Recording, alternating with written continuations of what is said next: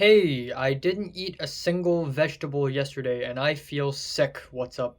It's the culture detective here, literally surviving one day at a time because Los Angeles is a terrible place and I hate living here.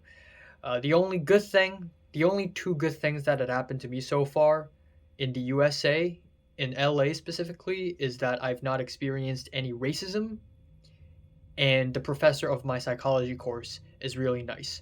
Everything else actually sucks. The people, the food, the weather, the public transportation system, everything's expensive. I have allergic reaction because of my host's dog, so I'm literally suffering every single day. Anyways, let's talk about the French Dispatch while I drink the last bit of my orange juice, which I've been drinking for 15 days already. So, the French Dispatch is the latest film from famous director Wes Anderson.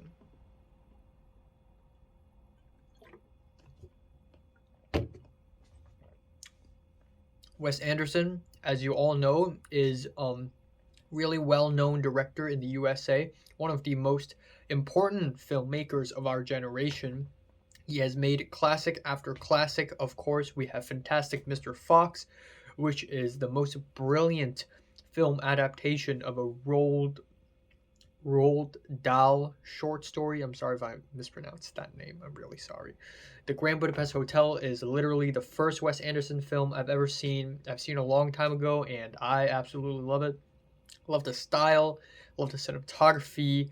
I just love the the very strange, eccentric sense of humor, and it is a pretty great film. Isle of Dogs is another really great animated film that is not as good as Fantastic Mr. Fox in my opinion, but still has a lot of style, still has a great narrative.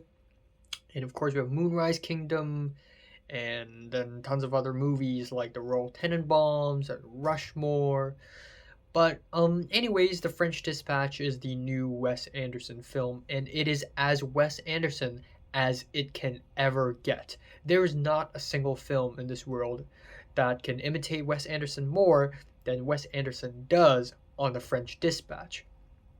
And this is a movie with a very strange structure because this movie is not even a narrative movie in a sense. This movie is basically the cinematic adaptation of like a newspaper, like a monthly uh, journal or something. And the journal is, of course, called The French Dispatch. And so this movie is actually separated into a few sections, five sections actually: the obituary, the travel guide, and then three short stories. And these three short stories are respectively the Concrete Masterpiece, I think it's called, which is narrated by Tilda Swinton, and Tilda Swinton is the writer of the piece. And then we have the second piece, which is Revisions to a Manifesto, and it is Frances McDormand's character Lucinda Cremens who wrote the piece, and she narrated over the piece. And then the third piece is called The Private Dining Room of the Police Commissioner, and it is written by this guy called Roebuck Wright, and it's actually written by Jeffrey Wright's character. And then that's it. And the obituary is supposed to be at the very end, but it's moved to the very beginning, like a little bit of prologue for the movie. So, yeah, first of all, this movie clearly puts style over substance, way over substance, and a lot of people dislike that. So, I think it's clear that this movie is not for everybody. Some people are gonna watch this movie and go, "Damn, there is no consistent narrative. I don't like it." But, but if you love film like I do, you should know that a good film doesn't have to have a consistent narrative. And there are anthology films, and most of them are not very great.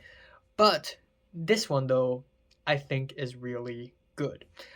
First of all, as expected, the colors, the cinematography, everything is spot on in a technical level, especially the colors and cinematography. I think, again, peak Wes Anderson. I love the pastel colors. The color palettes are always very beautiful to look at. Some of the shots here look like paintings. They're so toyish.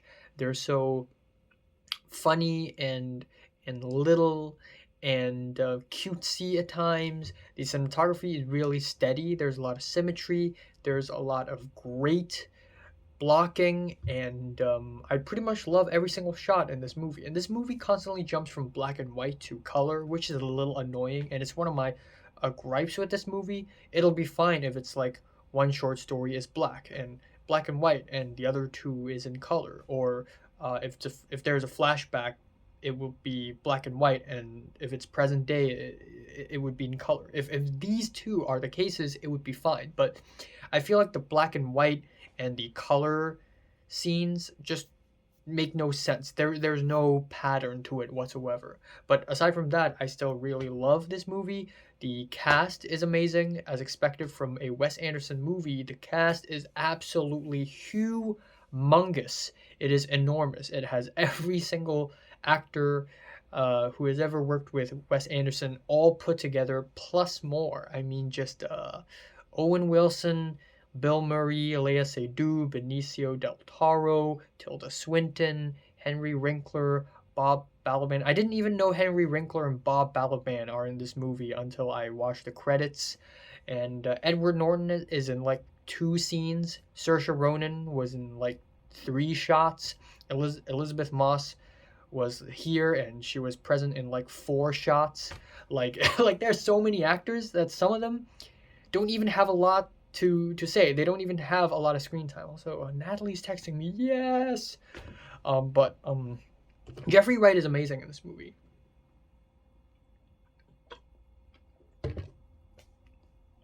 Frances McDormand, Timothée Chalamet, just lots and lots and lots and lots and lots of people. and apparently Jason Schwartzman is in this movie. Of course he is, because it's a Wes Anderson movie, and I don't even know where he is. Don't even know where he is. But yeah, the cast is huge, and honestly, it's cool, I think, because even though the cast is huge and has a lot of very famous and well-known actors in the movie, this movie does not rely on star power.